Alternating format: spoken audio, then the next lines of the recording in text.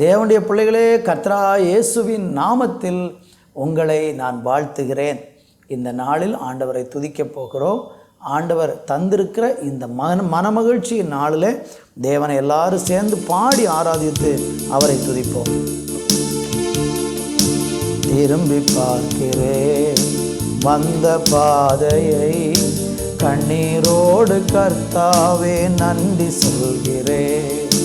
திரும்பி பார்க்கிறேன் வந்த பாதையை, கண்ணீரோடு கர்த்தாவே நன்றி சொல்கிறேன். நடத்தி நீர் என்னை அமர்ந்த தண்ணீர் அண்டையில், தூக்கி நீர் என்னை உந்தன் பிள்ளையாக்கினே. நடத்தி நீர் என்னை அமர்ந்த தண்ணீர் அண்டையில், தூக்கி நீர் என்னை உந்தன் பிள்ளையாக்கினே. திருப்பித்தர ஒன்றுமில்லையே, ஓ திரும்பி பார்க்கிறேன் வந்த பாதையை, கண்ணீரோடு கர்த்தாவே நன்றி சொல்கிறேன். திரும்பி பார்க்கிறேன் வந்த பாதையை, கண்ணீரோடு கர்த்தாவே நன்றி சொல்கிறேன்.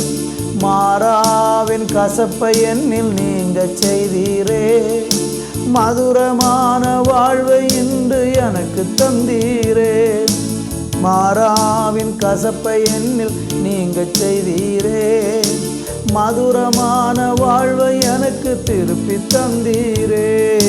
மகிழ்ச்சியினால் எந்த உள்ளம் நிரம்ப செய்தீரே, மகிழ்ச்சியினால் எந்த உள்ளம் நிரம்ப செய்தீரே.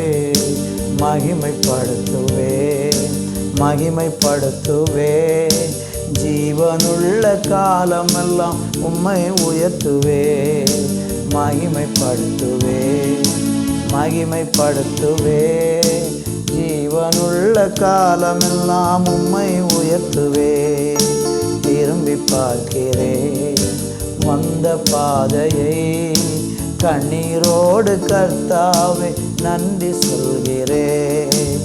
திரும்பி பார்க்கிறேன் வந்த பாதையை, கண்ணீரோடு கர்த்தாவே நன்றி சொல்கிறேன்.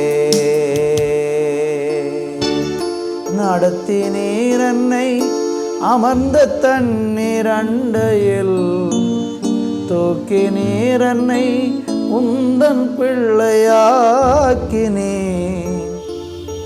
திருப்பி தர ஒன்றுமில்லையே, ஓ திரும்பி பார்க்கிறேன் வந்த பாதையே, கண்ணீரோடு கர்த்தாவே நன்றி சொல்கிறேன். அன்பு தகப்பனே, நாங்கள் திரும்பி பார்த்தால் எங்கள் வாழ்க்கையில் எவ்வளவு நன்மைகளை செஞ்சுருக்கீங்க. எங்களை அருமையாக நேசித்து கிருபையாக நடத்தி வருகிற உம்முடைய மாறாத அன்புக்காக நன்றி சொல்லுங்கள். தொடர்ந்து நீர் எங்களை எல்லாரையும் ஆசீர்வதித்தரும். கரத்தில் ஒப்பு கொடுக்கும் இயேசுவின் நாமத்தில் பிதாவே, ஆமேன் ஆமேன். தேவனுடைய பிள்ளைகளே, இந்த நாளிலே உபாகம புஸ்தகம் 8ஆம் அதிகாரம் 2வது வசனத்தை வாசிக்கிறேன். உன் தேவனாகிய கர்த்தர் உன்னை சிறுமைப்படுத்தும்படிக்கும் தம்முடைய கட்டளைகளை நீ கைக்கொள்ளுவாயோ கைக்கொள்ள மாட்டாயோ என்று உன்னை சோதித்து உன் இருதயத்தில் உள்ளதை அறியும்படிக்கு உன்னை இந்த 40 வருஷம் அளவும் வனாந்தரத்திலே நடத்தி வந்த எல்லா வழியையும் நினைப்பாயாக. வாசித்து கேட்ட இந்த வேத வசனத்திலே ஆண்டவராகிய தேவன் இந்த பூமியிலே இஸ்ரவேல் ஜனங்களை வழிநடத்தி வந்த ஒரு பாதையை, ஒரு காரியத்தை இங்கே ஆண்டவருடைய வார்த்தை நமக்கு சொல்லுகிறது. என்ன சொல்லுகிறது?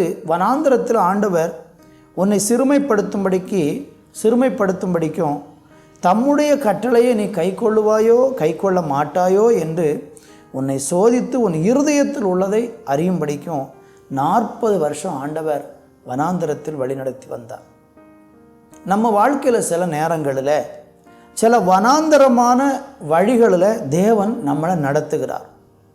அப்படி வனாந்தரமான வழியில் நடத்தும் போது கடவுளுடைய எதிர்பார்ப்பு என்னன்னா, நாம் அந்த வனாந்தர பாதையில் கடந்து வரும்போது தேவனுடைய கட்டளைகளை கை கொள்ளுவோமா கை கொள்ள மாட்டோமா என்பதை சோதித்து நம்முடைய இருதயத்தை அறிவதற்காகவே தேவன் நம்மளை அப்படி வழி நடத்துகிறார்.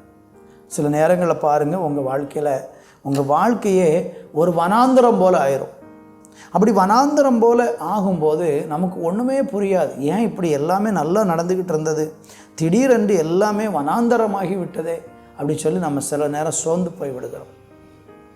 அந்த வனாந்தர பாதை எதுக்காகனா, நாம் அவருடைய வழிகளை வனாந்தர பாதையிலும் அந்த மாதிரி வழிகளிலையும் நம்ம அவருடைய வார்த்தைகளை கை கொண்டு நடக்கிறோமா என்பதை தேவன் சோதித்து பார்க்குறார். ஆதியாகமம் புஸ்தகம் 22ஆம் அதிகாரத்தில் படித்தீங்கன்னா, ஆபிரகாமை தேவன் சோதிக்கிறதற்கு செய்த காரியம் என்ன? தான் கொடுத்த அந்த ஒரே மகனை திருப்பி ஆண்டவர் கேட்டார், அவனை பலி செலுத்த சொன்னார்.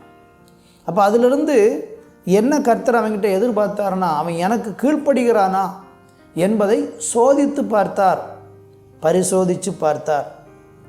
என் அன்பு தேவ பிள்ளைகளே, நமக்கும் ஒரு வனாந்தர பரீட்சை இருக்கிறது. வனாந்தரத்தில் கொண்டு போய் சில நேரம் தேவன் நம்மளை பரீட்சித்து பார்க்குறார். ஆனால் அந்த வனாந்தரத்தில் நம்மளை கைவிட மாட்டோம். அதில் நம்ம எப்படி இருக்கிறோம், அந்த பாடுகளில் நம்ம முறுமுறுக்கிறோமா, தேவனுக்கு விரோதமாக பேசுகிறோமா என்பதை ஆண்டவர் சோதித்து பார்க்க விரும்புகிறார். இப்போ வனாந்தரத்தில் பாருங்களேன், அந்த மாதிரி பாதையில் ஜனங்கள் வரும்போது இஸ்ரவேல் ஜனங்கள் ஒரு கூட்டம் என்ன செஞ்சாங்கன்னா முறுமுறுத்தாங்க. மோசைக்கு விரோதமாக தேவனுக்கு விரோதமாக முறுமுறுத்தாங்க. அவங்க மேலே தேவனுடைய கோபம் பற்றி எரிஞ்சது. அவங்க தேவனுடைய கட்டளையை கை கொள்ளலை. அவங்க வனாந்தரத்தில் அழிக்கப்பட்டாங்க. ஆனால் ஒரு கூட்ட மக்கள் அந்த பாடுகளிலையும் தெய்வம் நம்மளை பாதுகாக்கிறார், தெய்வம் நம்ம கூட இருக்கிறார், தெய்வம் நம்மளை கைவிட மாட்டார் என்று நம்பிக்கையோடு கூட அந்த பரீட்சையிலும் தேவனுடைய கட்டளைகளை கை கொண்டு நடந்தாங்க. அப்போ நமக்கும் அப்படிப்பட்ட ஒரு பாதை இருக்கிறது. அப்படிப்பட்ட வனாந்தர பாதையில் நாம் மனம் பதறி கூட ஒரு வார்த்தை பேசாமல், தேவனுக்கு விரோதமாக முறுமுறுக்காமல், நாம் விசுவாசத்தில் உறுதியாக நின்று அழைத்தவர் உண்மையுள்ளவர், கடைசி வரையில் நடத்துவார் என்கிற நம்பிக்கையோடு கூட அவரை பின்பற்ற நாம் தீர்மானித்து அவரை பின்பற்றுவோம்.